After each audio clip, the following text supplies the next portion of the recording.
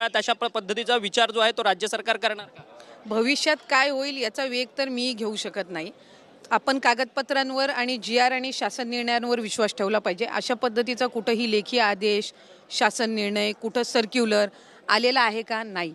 तर अशा पद्धतीनं विनाकारण महिलांमध्ये संभ्रम निर्माण केला जातोय, याच्यामध्ये काहीही तथ्य नाही. परंतु आलेल्या ज्या बातम्या वृत्तपत्रात प्रसारित होतात त्या संदर्भात खुलासा वगैरे काही होणार आहे की नाही? कारण की सामान्य नागरिकांमध्ये, महिलांमध्ये या संदर्भातलं संभ्रमाचं वातावरण आहे. आता तुम्ही आहे ना, तुमच्या माध्यमातूनच मी खुलासा केलेला आहे आणि कुठे ना कुठेतरी एक अनौपचारिक जी काही संवाद पत्रकारांसोबत झालेला होता, त्यामध्ये सुद्धा अशा पद्धतीचा कधी कुठं विषय झालेला नव्हता, पण मिसकोट करण्यात आलेला आहे.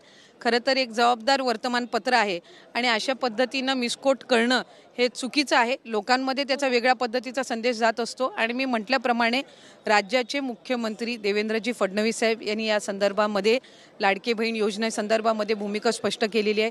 उपमुख्यमंत्री एकनाथजी शिंदे साहेबांनी केलेली आहे. उपमुख्यमंत्री अजितदादांनी केलेली आहे. कुठलाही आमदार, आज मी आमदार म्हणून आहे किंवा माझ्या व्यतिरिक्त इतर जे आमदार असतील, कोणालाही सध्याच्या परिस्थितीमध्ये कुठल्या शासकीय योजनेमध्ये कशा पद्धतीनं काय होणार हा बोलण्याचा नैतिक अधिकार नाहीये. तो राज्याचे मुख्यमंत्री आणि दोन्ही उपमुख्यमंत्र्यांना विषयाचा लाभ मिळाला.